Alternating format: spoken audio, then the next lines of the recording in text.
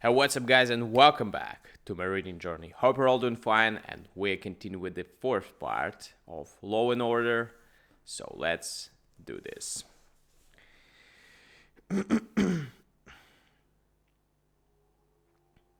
And it's my business as office deputy, says I, to see that business is carried on according to law. Between us, both, we ought to keep things pretty well cleaned up. So the next day, Luke packs a blanket and some collars and his mileage book in haversack. In a haversack.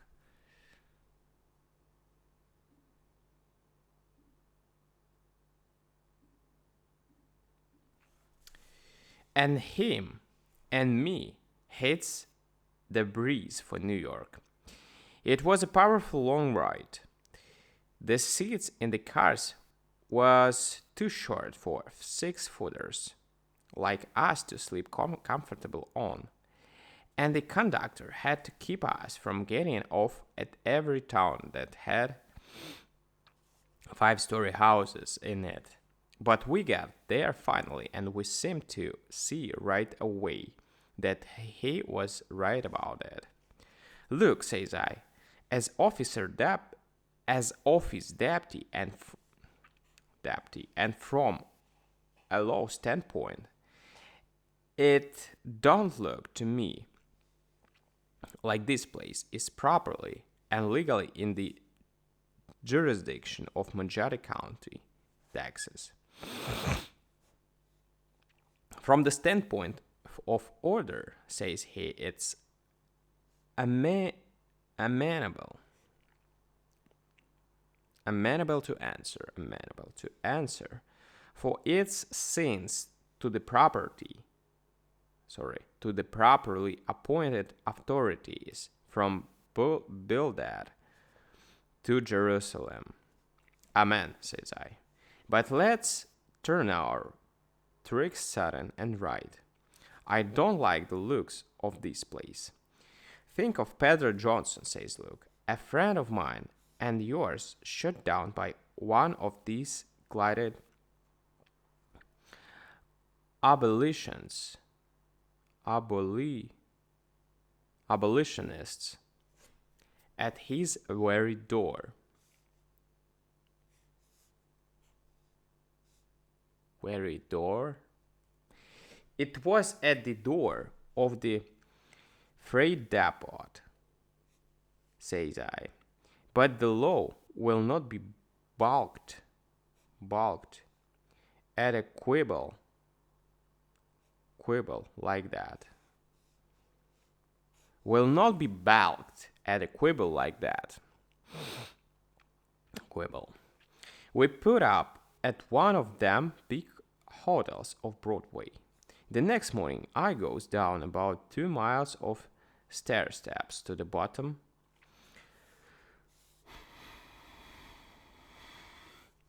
and hunts for Luke. It ain't no use. It ain't no use. It looks like San Jacinto Day in San Antonio.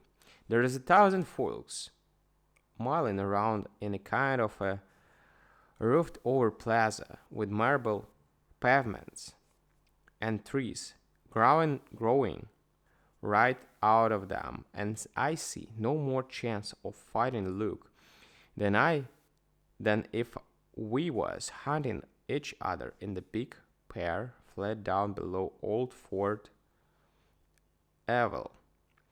But soon Luke and me runs together in one of the turns of them marble alleys. It ain't no use, Bud, says he. I can't find no place to eat at. I've been looking for restaurant signs and smelling for ham all over the camp. But I'm used to going hungry when I have to. Now, says he, I'm going out and get a hack and ride down to the address on this Scudder cart. You stay here and try to hustle some grub.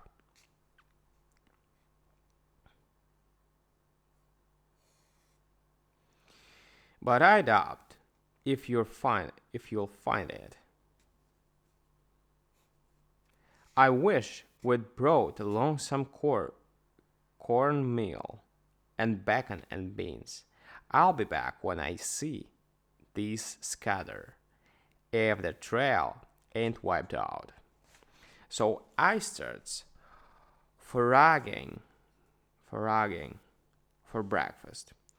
For the honor of the old Majority County, I didn't want to seem green to them abolitionists.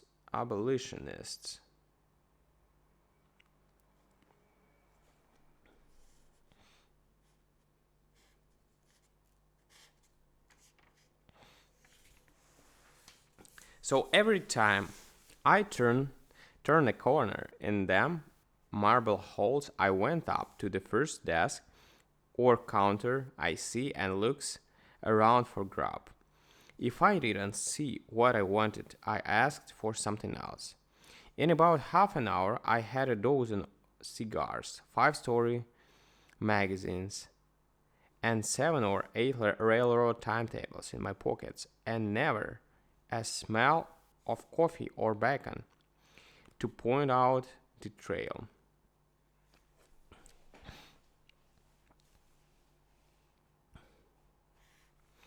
Once a lady sitting at a table and playing a game kind of like pushpin, told me to go into a closet that she called number 3. I went in and shut the door, and the blamed thing lit itself up. I sat down on the stool before a shelf and waited. Thinks I, this is a private dining room, but no waiter never came. When I got to good, sweating good at the heart, I goes out again. Did you get what you wanted, says she. No, madame, says I, not a bite. Then there is no church, says she. Thank you, madame, says I, and I takes up the trail again.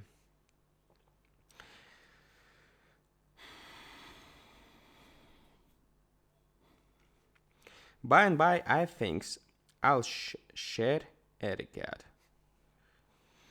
And I picks up one of them boys with blue clothes and yellow buttons in front, and he leads me to what he called the cafe breakfast room. And the first thing I lays my eyes on when I go is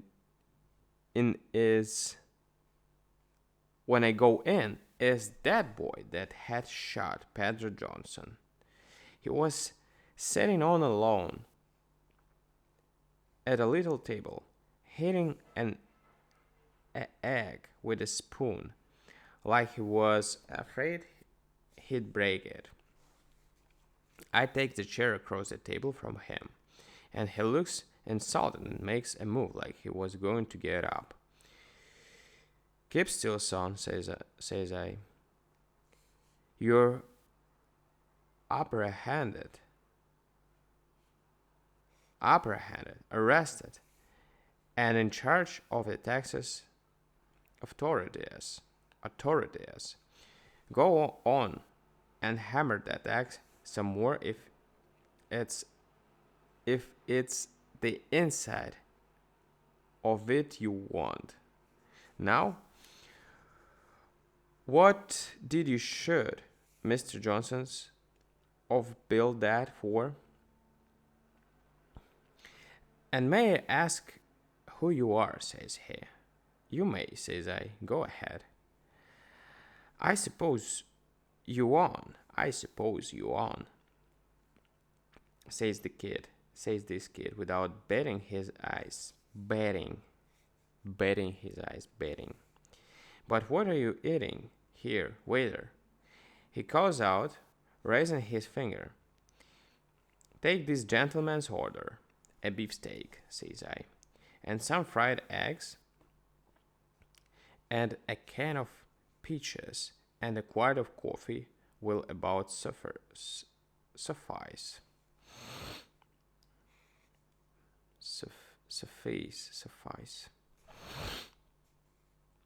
We talk a while about the sunrise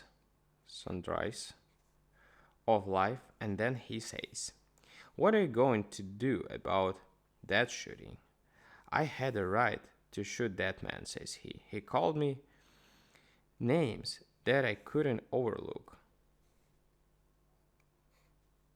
And then he struck me. He carried a gun too. What else could I do?" "We'll have to take you back to Texas," says I.